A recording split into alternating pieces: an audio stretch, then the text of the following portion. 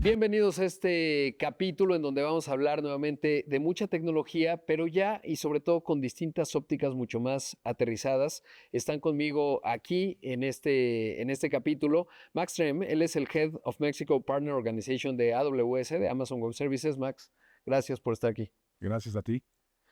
También está con nosotros en esta charla Ailed Mateo Meléndez. Ella es la directora de Banking and Treasury Capital Markets de Entity Data. Gracias, Ailed. Gracias por estar aquí. Y también está con nosotros Eduardo Camargo. Él es el Chief Strategy Officer y Head del Core Banking Americas de GFT. Bienvenido. Mucho gusto. Y Darío Peña, él es el CEO y cofundador de Nubity. Y comenzaría por, bueno, Max, a ti no es necesario porque hemos venido teniendo una gran conversación, pero Eduardo, contigo, cuéntanos que, primero para entender cuál es el ángulo, ¿qué hacen ustedes en GFT? ¿Cómo presentarías a tu empresa? Bueno, GFT es una empresa de consultoría y servicios y nos enfocamos principalmente en México en la banca. En nuestros, así casi 90% de nuestros clientes son bancos, sea retail, sean fintechs o también como capital markets. Claro. Proveemos servicios, no tenemos productos, proveemos servicios de consultoría. Hacemos modernización de core bancarios. Muchas veces empezamos bancos desde cero. O sea, nos piden, quiero crear un banco. Entonces, GFT llega con su conocimiento, su tecnología, personas, y ahí lo hacemos. Y cubrimos desde México a toda Latinoamérica. El centro de excelencia en core banking y transformación bancarias. Elegimos a México como el punto central de Latinoamérica. Que tiene mucho que ver además pues con que tenemos una región de centros de datos, ¿no? Y esta potencia, obviamente, además del ecosistema, porque además el sector fintech ha estado muy dinámico en México, lo ha estado siempre, pero sí creo que en los últimos 5 años ha acelerado y lo vemos en el otorgamiento de licencias bancarias, ¿no? Que ahora sí, por fin, ya empieza a avanzar. ¿Sabes cuántas fintechs hay en México? No, ¿Tienes el número? no. 1,104 fintechs, pero de las cuales solamente unos 45 son reguladas. Claro. Las otras no son reguladas. Sí, mucho que avanzar en esa parte. Darío, ¿cómo presentar Nubity? Cuéntale a la gente. Nubity es un Managed Service Provider. Somos partners de Amazon Web Services desde el año 2014 y proveemos servicios y soluciones en la nube de Amazon Web Services y formamos parte del grupo Evertec. Evertec es una compañía líder en procesamiento y digitalización de pagos en Latinoamérica y proveemos soluciones para la industria financiera más allá de los pagos, también de prevención de fraudes, de seguridad y diferentes herramientas que se utilizan en la industria. Claro. Y en tu caso, Ailed, ¿cómo presentarías a Entity Data? Bueno, Entity somos una empresa que nos dedicamos principalmente a la consultoría en los diferentes sectores. Uno de nuestros sectores más grandes es el sector financiero.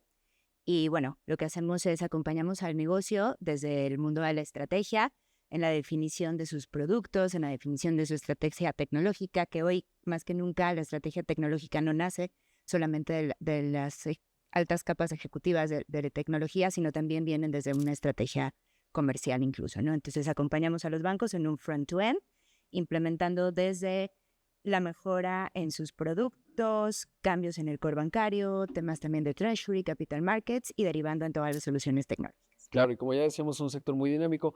Max, y de ahí la importancia, porque ahora antes de comenzar a grabar, pues estamos hablando que mucho está centrado sobre la inteligencia artificial generativa, etcétera, pero pues como ya lo mencionaba Darío, desde 2014, pues hay todo un trabajo muy fuerte tecnológico y particularmente en el sector financiero, en donde por un lado la residencia de datos se vuelve importante, la seguridad es muy importante, por supuesto la velocidad en la transformación es muy importante, pero un país que tiene todavía una inclusión financiera bastante limitada si nos comparamos con otros.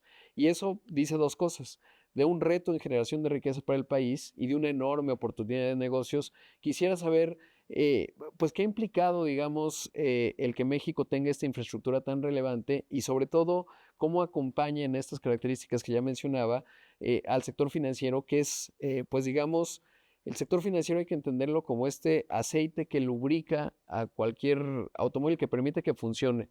Y si el aceite, digamos, tiene baja penetración en los servicios financieros, es decir, quizás la referencia sería baja viscosidad, pues no funciona del todo. Y con esta infraestructura esto puede habilitarse más. Claro que sí. Pues mira, realmente el tener ahora esta región en el país, pues nos ayuda a acelerar toda esta industria que además es una de las industrias, ¿no? que se mueven primero en la tecnología, son los primeros en adoptarla y por lo tanto te empieza a transformar el resto del mercado, ¿no?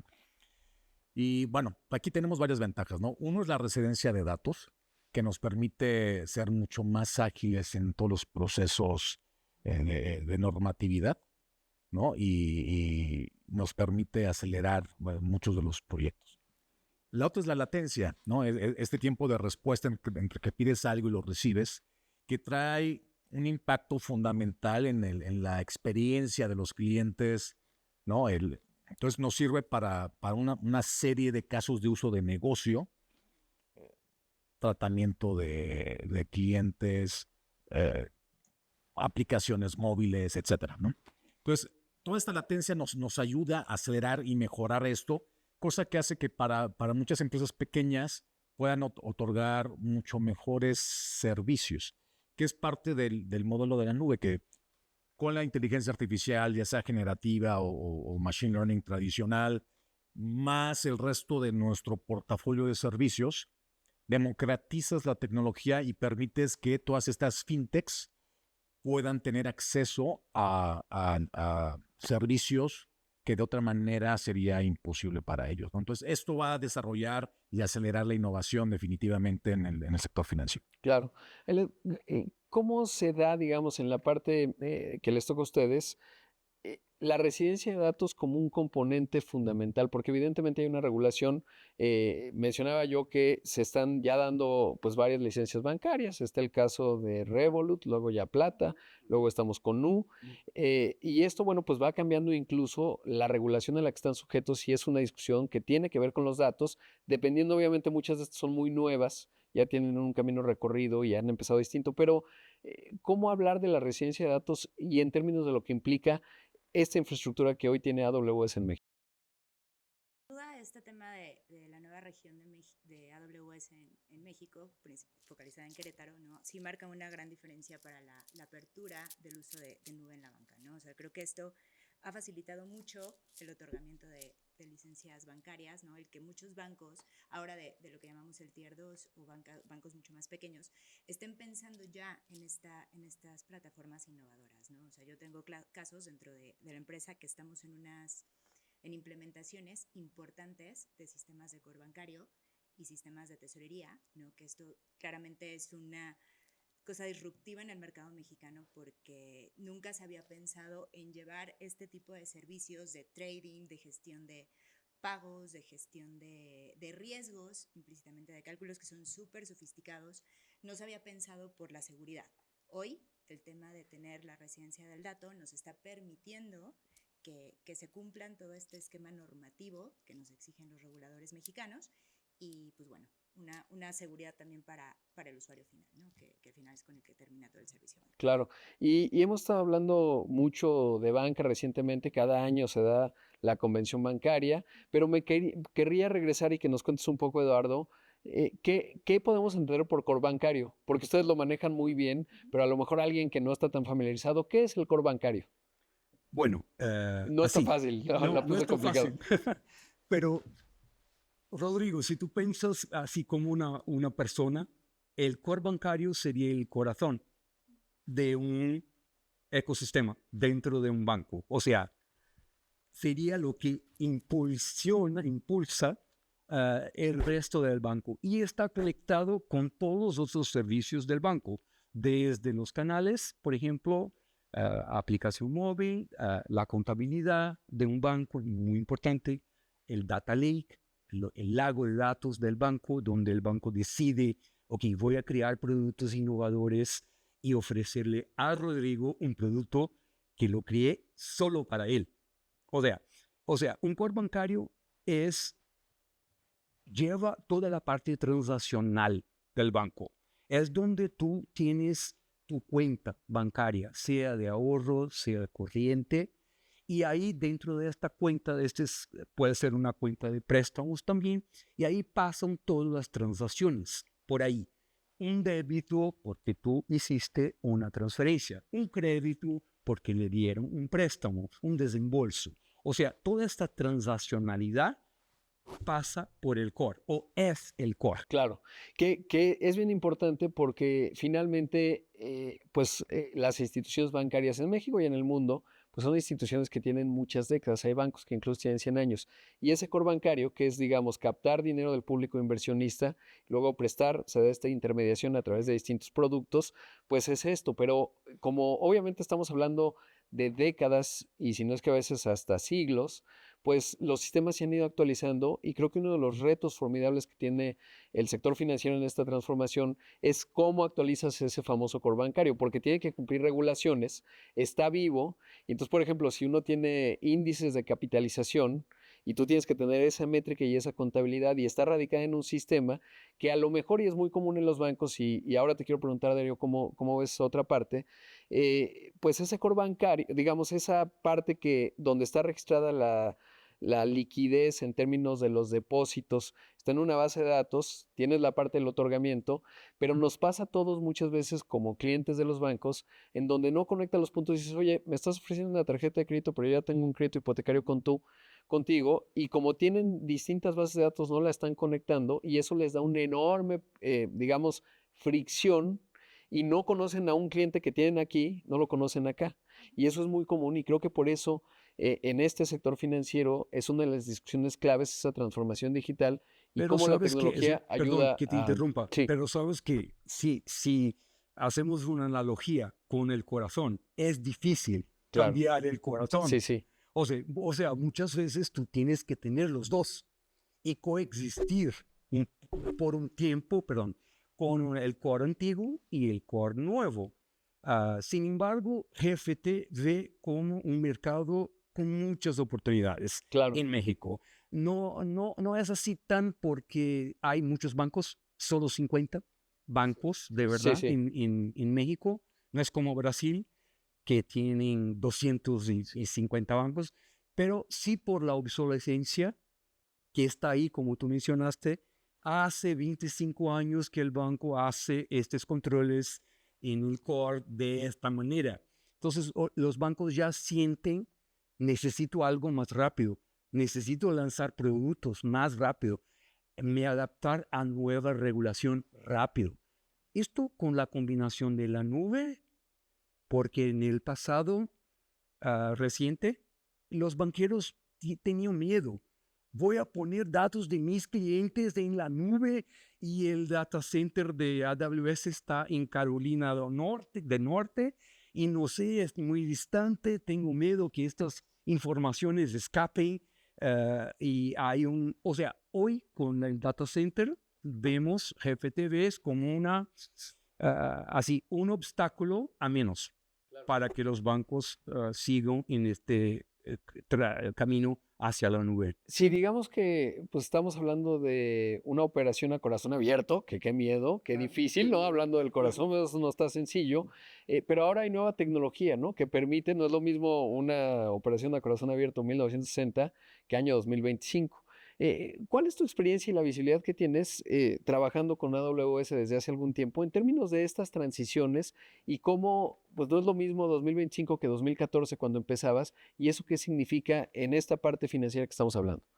Bueno, definitivamente a mí me gusta como ver la nube y principalmente la nube de Amazon Web Services como una plataforma de servicios que permiten a las empresas innovar, cambiar progresivamente un core bancario, pero también implementar servicios, no sé, de cualquier tipo que sean necesarios para crear un nuevo producto, para innovar en un proceso, en un producto o un servicio que le llega a un cliente final, en la forma de contactar a través de un centro de contactos, a través de omnicanalidad. Son todos servicios que dentro de Amazon Web Services, y para hacer una analogía simple, son pequeños legos que tú vas conectando y construyendo un producto, un servicio, un core bancario o lo que fuere, ¿no? Esto fuera de la nube es prácticamente inconcebible, no se puede. Entonces, lo que vemos en Nubity es que va a empezar a evolucionar el mercado y van a llegar rápidamente servicios y soluciones mucho más innovadoras de no solo de la industria financiera, de todas las industrias que en definitiva tienen alguna regulación, por ejemplo la de salud, etcétera. Van a tener muchas más cantidades de herramientas para poder construir, evolucionar y modernizar lo que hoy hacen, y eso en definitiva va a beneficiar al usuario o al cliente de estas organizaciones. Así que nada, vemos con muy muy buenos ojos lo que se viene en los próximos años, que por lo que hemos visto va a haber una adopción muy rápido. Claro. Ahora, Max, normalmente estábamos, y yo creo que esto obviamente ha cambiado por lo que hemos conversado, pero estábamos on-premise. ¿Y por qué on-premise? Y en el mundo anterior, pues era pues porque tengo que garantizar la seguridad, etcétera. Y platicaba con Rubén en algún capítulo anterior que es difícil que el CAPEX que tienes en seguridad, pues lo puedas equivaler, digamos, mantener actualizado en términos de lo que puede hacer una empresa de la escala de AWS que está hiper especializada. Y eso te quiero preguntar en esos dos ángulos. La parte del cambio de on-premise, digamos, a la nube, que pues ya es una realidad muy básica, pero la otra parte que preocupa siempre en el corazón, digamos, en ese core bancario, pues es la seguridad, ¿no? Que todo esto funciona por la confianza. ¿Cómo se ve y cómo es el estado de las cosas en 2025? Perfecto. Pues bueno, primero hablando de la migración del on-prem hacia la nube, nos permite un viaje más o menos controlado, ¿no? Y aquí te doy el ejemplo claro de Capital One, que movió unos 9 data centers con nosotros en un plazo de 5 o 6 años. Entonces, uno pues, es el lift and shift, ¿no? De agarras algo y te lo llevas a la nube, pero también hay otras formas más sencillas donde vas creando ciertos servicios, los vas adoptando ya sea con APIs o empiezas a desarrollar algunos aplicativos y creas digital twins que te ayuden a justamente el tener, no tener discrepancia en las bases de datos, etcétera. Entonces, hay muchas formas de hacerlo con menos riesgo, ¿no? Esa es la primera. Y ya hablando de la seguridad, y me encanta que ya hayas hecho la pregunta porque, curioso, ¿no? Ahorita que tenemos ya la región en México, de repente hay clientes que creen que por ser México es menos seguro. A final de cuentas, el nivel de seguridad que tenemos es el mismo que en cualquier otra región a nivel global, ¿no? Entonces, tienes este grupo de expertos, no solamente del CAPEX, sino tienes el grupo de expertos en ciberseguridad, ¿no? Que trabajan con toda la infraestructura a nivel global. ¿No? Contamos con más de 143 certificaciones de seguridad, entonces cumples con PSI para tarjetas de crédito, cumples con FedRAMP justamente para el sector público en Estados Unidos, cumples con GPRS para cumplir con Europa, ¿no? Etcétera, ¿no? Entonces, tienes toda esa serie de expertos, ¿no? Donde cada uno de nosotros es nuestra prioridad cero la seguridad, porque justamente todo se basa en... Y prioridad cero en términos de cero margen de maniobra tener inseguridad, ¿no? Porque si no se puede pues, del 1 al 10, pues entonces no es buena idea, pero no, cero, digamos, de cero error, no hay margen. Cero error y es lo primero que tienes que pensar. Aquí no, es como cuando cocinas y le echas la sal al final, te sale salado, ¿no? Nosotros diseñamos todos nuestros servicios pensando con la seguridad como una de las primeras cosas que tenemos que hacer. Entonces, la seguridad es fundamental. Tenemos obviamente este modelo en la nube que una cosa es la seguridad de la nube y otra es sobre la nube, ¿no? Y es como con tu casa, ¿no? Si vives en un vecindario donde hay seguridad, patrullas, sensores, alarmas, pero aún así tienes que cerrar la puerta de la casa, ¿no? O sea, si la dejas abierta, pues alguien se te va a meter, ¿no? Entonces, es lo mismo, ¿no? O sea, tienes la mejor tecnología que te ayuda a protegerte de algo que va a seguir pasando en la nube o el on-prem. Y, de nuevo, pones a disposición de todas estas otras empresas mucho más pequeñas todo ese conocimiento, ¿no? Para tener una empresa mucho más segura. Claro, y la escala global. Ahora, en esa parte, Eduardo, digamos, ahora que estamos hablando del corazón y tal, un aspecto relevante que puede ser un gran diferenciador y que puede ser esa de receta secreta es la evaluación de riesgo. Y los viejos modelos de evaluación de riesgo en el otorgamiento de crédito están empatados porque hoy el nombre del juego, además de pues todo el entorno de política monetaria, ahorita estamos en un ciclo ya bajista porque las economías están desacelerando y luego Donald Trump dolor de cabeza, etcétera. Pero sí que, por ejemplo, en el mercado mexicano, cuando uno compara pues la tasa de interés, tiene que ver con el entorno jurídico, sin duda, que eso no tiene que ver con el mundo digital, sino con el mundo analógico. Pero sí que es muy diferente la evaluación del riesgo de un cliente cuando tienes mucha data digital y tienes esta flexibilidad que cuando lo haces en tu core bancario, pues no quiero exagerar, pero en 1980 se evalúa distinto el riesgo. Y ahí están las grandes diferencias. ¿Cómo ves que se está integrando en el sector financiero mexicano estas tecnologías en términos de conectar nuevos puntos que no eran aparentes y poder hacer una mejor evaluación de riesgo y esa implantación que creo que es una de las ventajas importantes? Sí, una pregunta así Larguísima. excelente. Así, yo creo que es un camino, es una jornada. O sea, México, así empezando más en macroeconomía, México se encuentra con, así, más de 40% de las personas sin servicios financieros, o sea, desbancarizados. Esta es una realidad que no tiene acceso a nada, ni siquiera a un préstamo. Entonces, la característica de seguridad en México, cuando he llegado hace 2 años y medio, era que la seguridad era porque el cliente llega a una sucursal. Entonces el gerente de la sucursal conoce la persona, firmas aquí y ahí te doy una cuenta. O sea, el riesgo era así bastante bajado o mitigado por la presencia física. Ahora, con toda esta digitalización, no va a haber quizás en algunos estados, algunos lugares campesinos, por ejemplo, una sucursal. Hay que ser 100% digital la interacción con el cliente. Y para eso, solo a través de tecnología, solo a través de un AI, que yo veo muchísimo este fundamento AI como para mejorar la seguridad, no para así algo exótico, porque los banqueros no quieren esto. Los banqueros quieren seguridad, menor riesgo. Quiero bajar al mínimo el riesgo. Entonces, tú mencionaste la seguridad de la nube.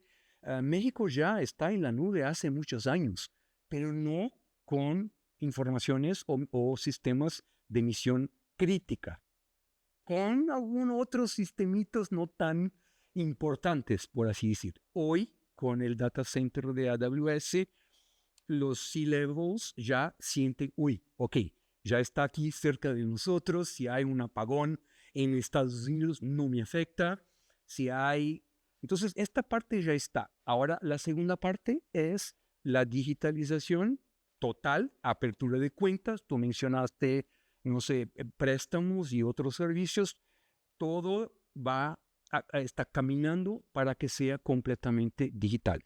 Y para esto, la combinación nube y la combinación AI es la forma con que GFT ve mitigarse este riesgo y, por supuesto, adopción de los bancos que les falta todavía tener esta relación digital a 100% con sus clientes. Claro, y ahí eso me lleva a la importancia de la residencia de datos. Desconozco si es así, pero intuyo que sí, porque tú ya tienes hoy sucursales bancarias aquí, en donde la validación para la apertura de la cuenta tiene que ver con la capacidad de identificar que tiene la tecnología.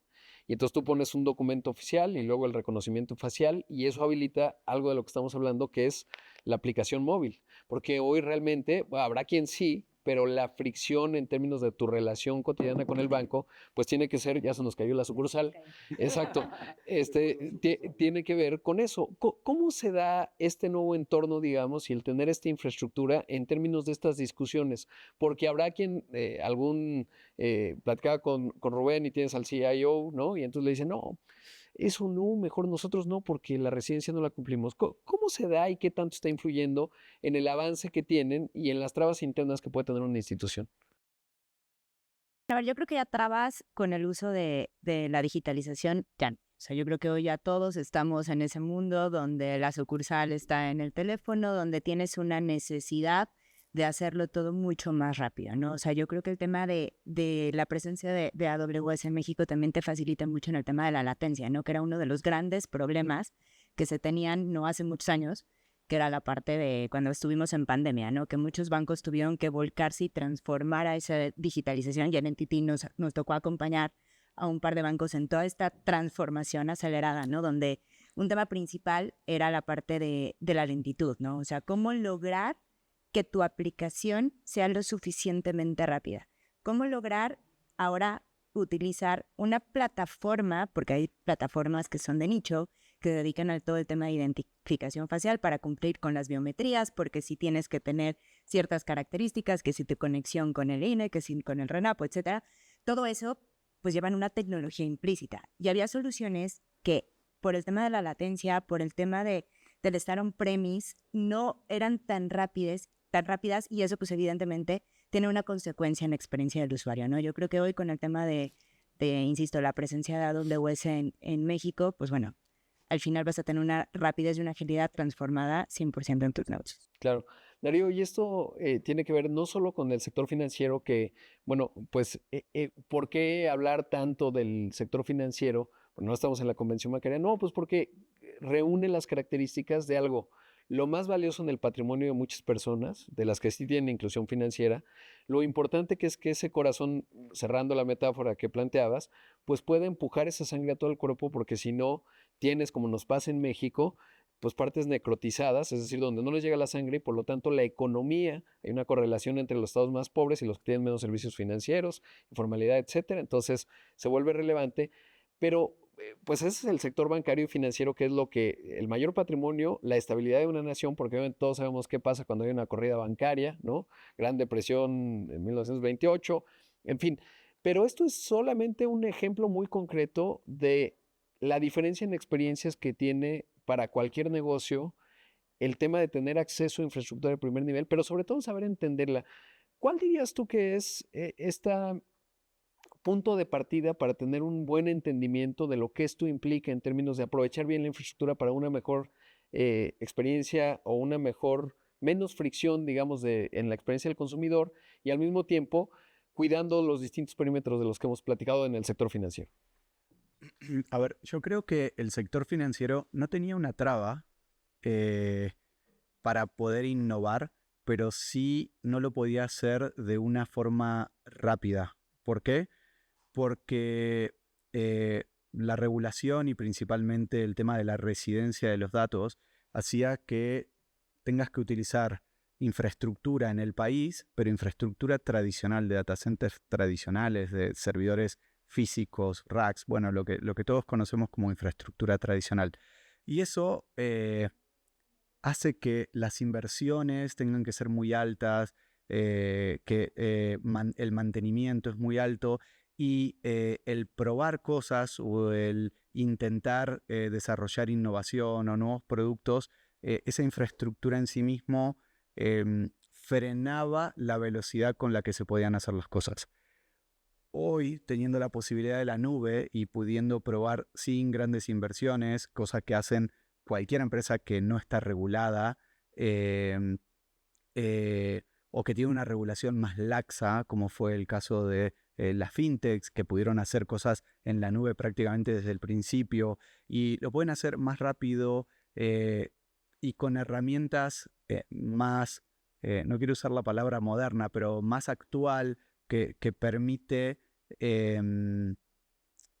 desarrollar y tener un time to market mucho más rápido, más preciso, y si no funcionó o hay que cambiarlo o hay que corregirlo, poder hacerlo sin grandes inversiones y grandes cambios.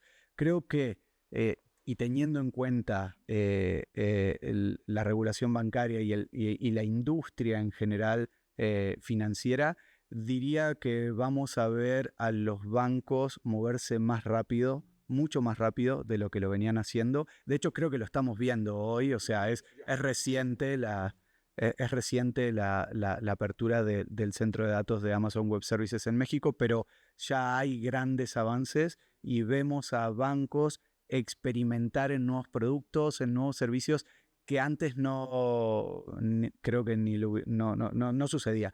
Entonces, creo que el cambio que vamos a notar, no solo en la tecnología, sino nosotros como clientes de esas empresas, va a ser muy positivo, definitivamente. Y que al final es el nombre del juego. Y Max, te quisiera preguntar porque hay un concepto en el mundo bancario que se llama el sandbox, o digamos, y casi la traducción pues es esta caja de arena en donde los niños juegan, construyen cosas con agua, etcétera, puedes ensuciar de arena, etcétera. Pero ¿por qué se llama así? Pues porque es cuando puedes experimentar un poco, tener este ámbito en donde está contenido, pero al mismo tiempo te permite experimentar cosas que en otro entorno, y más en un sector tan regulado, pues no es necesariamente sencillo. Pero eso no solo es aplicable al sector financiero, es aplicable a un montón de otras industrias. ¿Cómo conceptualizar esta nueva infraestructura de AWS en México en términos de estas posibilidades que te da el tener la infraestructura y la escala? Claro. Pero de entrada, el sandbox, nosotros también adoptamos el nombre, ¿no? Lo usamos para todos estos temas de innovación, donde rápido y fácilmente puedes levantar un entorno para experimentar. Y justamente para nuestros socios de negocios tenemos estos programas donde los incentivamos a ellos para que ellos desarrollen las primeras pruebas de concepto, ellos pongan a toda la gente técnica, ¿no? Para que rápidamente se pueda demostrar el caso de uso de negocio con esta innovación, ¿no? Entonces, muy rápidamente tienes a las empresas que ya tienen la experiencia de usar esta tecnología, la cultura de Amazon que va muy de la mano con la innovación.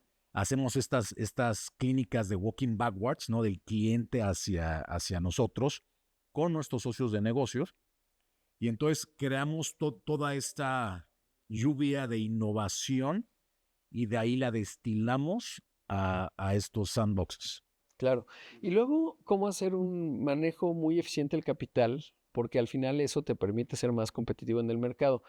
A lo mejor los que nos están viendo, pues esto es ya un poco muy elaborado del sector bancario, pero uno está en Basilea 3, ¿no? Y entonces te pide escenarios de estrés con tales niveles de capitalización y a veces tú ves bancos que están sobrecapitalizados y eso está muy bien porque te da mucha seguridad como depositante, pero al mismo tiempo estás dejando dinero en la mesa en términos de que si haces ese manejo de capital más eficiente, pues puedes tener una oferta al mercado mucho más eficiente también, que se traduce en lo que tiene que ser cualquier entidad que se dedique en el mundo capitalista, que es consumidor céntrica, ¿no?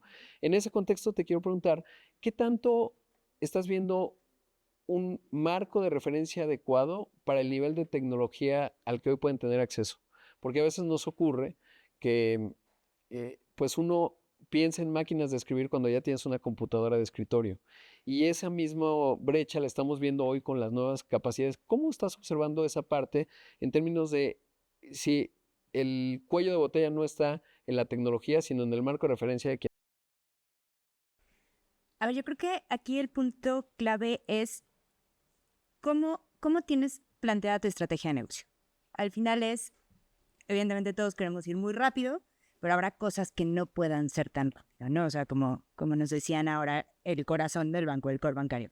A ver, todos desearíamos que fuera lo primero que estuviese en una nueva tecnología o que estuviese en la nube, ¿no? Pero bueno, claramente eso no va a ser así, ¿no? Entonces yo creo que para lograr hacer una optimización en los costos, lograr tener unos mejores rendimientos, una mejor captación, o sea, porque lo puedes ver en diferentes aristas, tiene que haber una estrategia.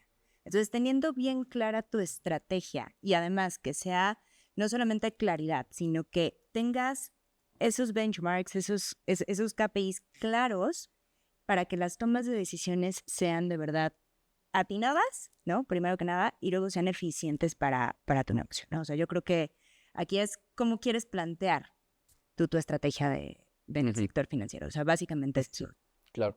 Ahora, Eduardo, te quiero hacer una pregunta que es más geek, pero en este podcast somos muy geek y los que nos están escuchando y viendo, pero hemos visto en México, particularmente en este sector, tú pues has visto estos 2 años, pero pues yo en mi experiencia me ha tocado ver de todo, ¿no? Un banco tradicional que decía, ya hicimos un piso de gente que usa el pelo largo y lo vamos a resolver, no funcionó. Otros que dijeron, exacto, con ping pong y aquí no usan corbata y ya ganamos. No, Bueno, me tocó ver alguno que no. Luego había otros que decían, no, pues ya vi esa startup, la voy a comprar, la integro, y ya funcionó, tampoco funcionó. Otros que lanzan un esfuerzo digital, se canibalizan con el banco tradicional y no lo logran. Otros sí exitosos que lo han logrado, que han ido haciendo la transición acompañando la larga trayectoria que tienen, gran marca que tienen en México y logran hacer la transición. ¿Cómo estás viendo esta parte que es tan complicada, en donde vemos bancos muy grandes, gente muy talentosa, pero que luego no lo logra? ¿Cuál dirías tú que es el estado de las cosas en términos de ese momento que estamos experimentando? Wow, ok. Bueno, Rodrigo, yo veo, es muy complejo todo esto, porque un banco tradicional no simplemente va a decir, no, voy a cambiar mi core, porque sí, porque quiero. Entonces hay muchos factores por los cuales el banco, el board del banco decide si vamos por este camino o no.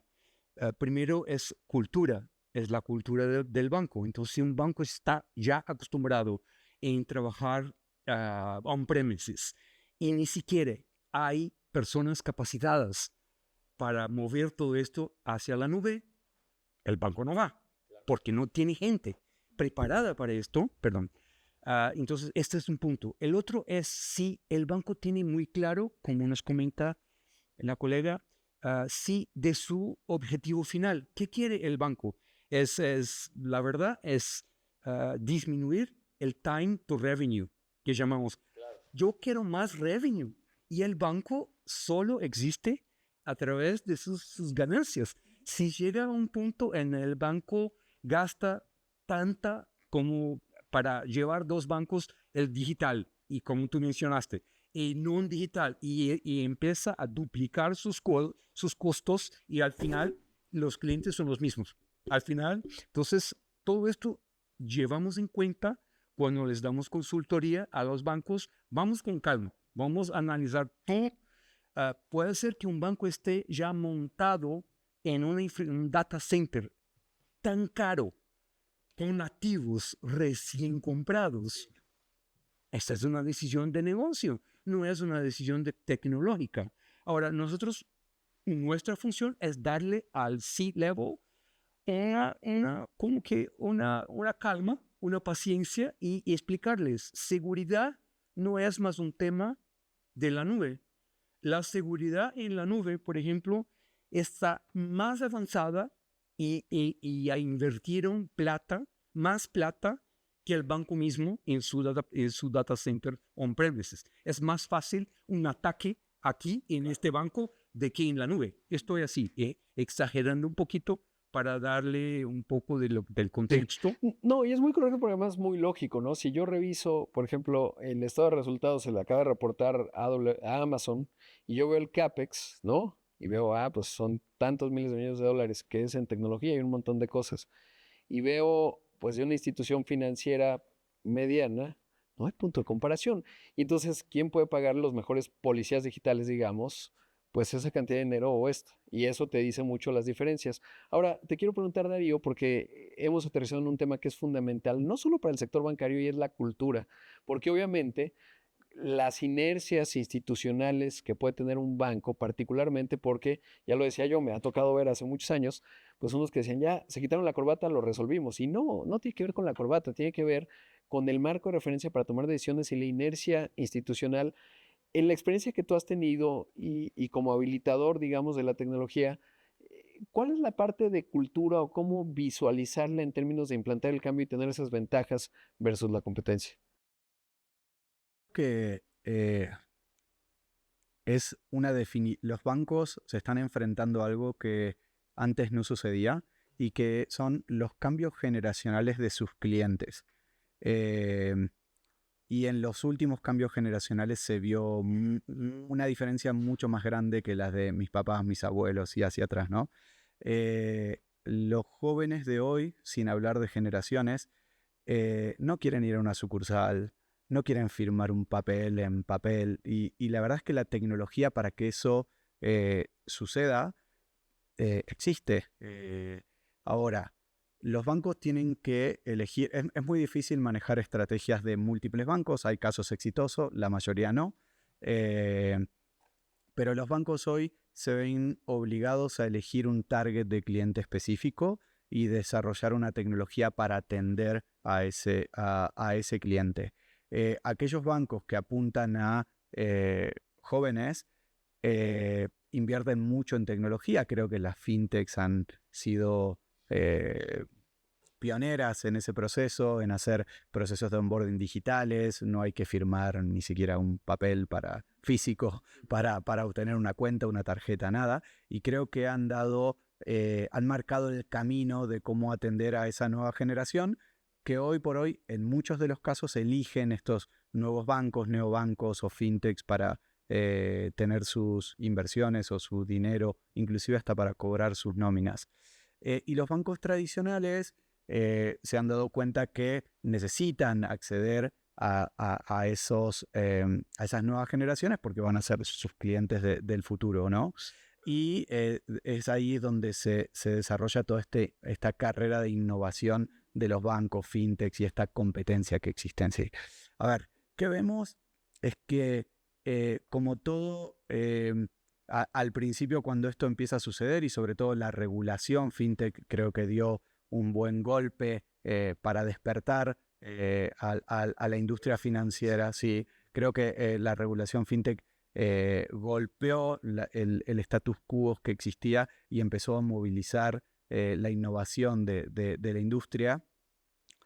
Estos bancos se han tenido que mover, pero una de las cosas que sucedió es que todo el mundo fue como a captar a la gente joven y sucedió eso que tú comentabas, ¿no? Dobles bancos con una misma marca o desdoblando la marca o lo que sea, que no ha sido necesariamente exitoso. Creo que lo que va a pasar, como en todas las industrias, luego de ese hype, va a haber un equilibrio en donde cada banco va a identificar perfectamente su target de cliente y va a construir lo que su cliente necesita o quiere, y vamos a tener distintos tipos de bancos como ya se ve en países, no sé, creo que Brasil, en Latinoamérica, es uno de los países que más variedad de banco tiene. Tiene bancos claramente identificados con gente joven y bancos que atienden a gente más adulta, y se ve hasta en la forma de comunicación. Unos ya son por WhatsApp, el otro todavía sigue siendo por teléfono, y creo que va a suceder eso. Vamos a tener una industria financiera segmentada que atacan a distintos targets de cliente, y cada uno va a encontrar su espacio, su nicho. Va a haber mucho banco de nicho, mucha fintech de nicho, creo que lo estamos viendo. Y nada, y se va a estabilizar. Entonces creo que eso es lo que va a suceder. Sin duda, nos va haciendo falta Pix, ¿no? Que tiene en Brasil y que eso habilita. Cody no lo ha logrado del todo. Max, ya casi cerrando, te quiero preguntar cómo entender las distintas esferas, porque antes de comenzar platicamos, oye, pues hoy todo el mundo piensa que inteligencia artificial es Gen AI, pero sí pienso que en mi experiencia como usuario de los servicios financieros, sí me vendría bien un chat con Gen AI, ¿no? En vez de un árbol de decisiones. Por ejemplo, ¿cuál es su problema? Se me apagó la tarjeta. Si se le apagó la tarjeta, ¿estaba usted de día o de noche? ¿No? Qué flojera. Y si lo sabes implantar, digamos, un chat de Gen AI, la atención va a ser totalmente distinta porque voy a estar hablando casi con un humano. Pero de repente todavía estamos en las viejas discusiones en donde me toca participar en algunos foros y la gente no sabe distinguir entre inferencia y entrenamiento. Y entonces piensa que cuando yo le pongo al chat, pues tengo tal saldo y me gustaría aumentar mi saldo en la tarjeta de crédito, eso va a informar al modelo y va a alimentar algún otro modelo y un competidor lo va a saber. En fin, ¿cómo ves y cómo entender con el expertise que tiene AWS, pues estas capas de tecnología y cómo se interrelacionan, sobre todo para llegar a dar un servicio financiero mucho más óptimo y que te dé ventajas frente a tu competencia? Claro. Pues mira, aquí hay varios temas importantes, ¿no?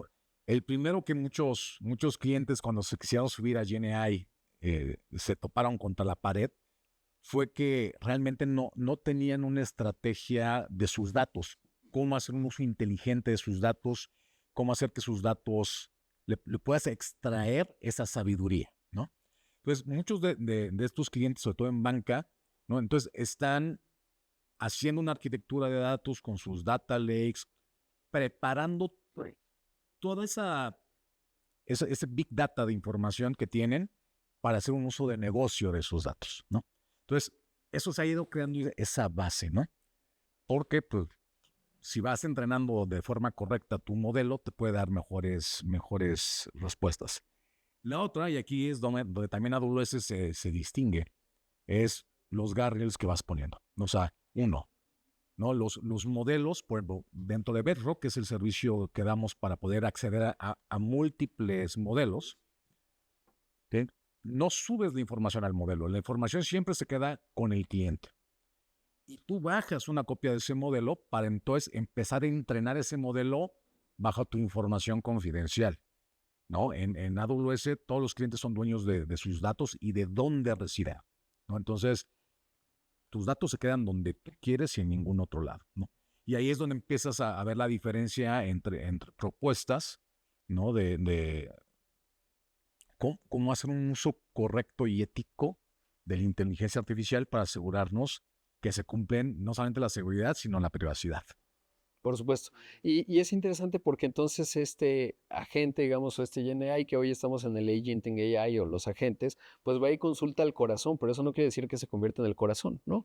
Pero la agilidad de que ese agente vaya y le pueda preguntar al corazón es muy distinta que hacer la vieja auscultación del médico 1980, que decía, no, tiene una arritmia, ¿no? Y eso va cambiando y son las enormes diferencias. Pero bueno, una conversación, Solo un claro que sí, comentario, Eduardo. porque me ocurre cuando tú mencionaste scoring de crédito, o sea, nosotros vemos como AI como revolucionando todo este sistema de crédito, de concesión de crédito, porque los bancos hoy en día toman decisiones, ya tienen sus motores de crédito, pero toman decisiones basadas en datos estructurados que ya están en el banco y básicamente historial de pagos, si tú pagas bien tus cuentas o tu sueldo, o sea, con inteligencia artificial y data en la nube, porque no es posible tener toda esta data en un data center on-premises. Solo la nube te proporciona así. Entonces, durante esta inteligencia de crédito, los sistemas modernos AI van a buscar datos tuyos en Instagram. Claro. O voy a consultar tus fotos en Facebook y voy a tomar un montón de otras fuentes de datos para darle o no el crédito. Hoy es muy básico. Voy al buró de crédito y sí, no, va. ¿Y cómo el banco de verdad gana? Sus ganancias, crédito. No es cuenta, wallet, ok, este está bien. Pero crédito es donde el banco sobrevive o no, o muere. Me hiciste acordar de Tencent que en los datos no estructurados, ellos medían dos cosas que no son aparentes, al menos eso dice la leyenda 1. ¿Cómo está la pila de tu teléfono y a la hora que interactuaste? Porque por ahí leí que los más organizados pues tienes un nivel óptimo de batería. Uno, si está a las 3 de la tarde y tienes 15%, quiere decir que no planeaste la carga de tu teléfono y entonces eso dice mucho de ti como consumidor. Y lo segundo, el día. Si tú pides un microcrédito jueves 8 de la noche, probablemente lo vas a beber. Si lo pides el lunes mediodía, esa tasa de pago del crédito va a ser distinto porque la funcionalidad del microcrédito, cómo lo vas a utilizar es distinta. Pero en fin, podríamos pasarnos un buen rato hablando de los bancos y la tecnología. Una gran conversación. Les agradezco mucho la confianza de estar aquí. Espero que usted que nos está viendo y escuchando en este podcast le haya resultado igualmente interesante y nos escriba muchas cosas. Brevemente, ya para terminar ahora sí, si hay formas de contacto, porque a lo mejor alguien los quiere contactar en lo individual y decir, no, yo creo que eso que dijiste, no, ahorita me van a escribir y me dice, eso de Tencent no es cierto, porque avanza el Partido Comunista y cosas por el estilo. Pero brevemente, Max, ¿dónde te encuentran? Lo me encuentran en @MaxTremp, ¿no? Ahí en redes sociales o no, también el correo de Amazon, maxtremp@amazon.com. Darío. Darío Pena sin la ñ, o sea, con pena. Darío Pena en X y dario@nubity es mi dirección de mail, dario@nubity.com. Gracias. Ailet. Ailet Mateo en cualquier red social o ailet.mateo.melendez@entity. Tu nombre es muy distinguido, así que está Sí. fácil. Está fácil. Eduardo. Me encuentro en correo de GPT, eduardo.camargo@gft.com. Pues gracias por acompañarnos. Espero que le haya resultado tan interesante como a mí y que haya geekeado con el tema de los bancos, pero no es una discusión de bancos, es una discusión de tecnología y esa era la intención. Muchas gracias.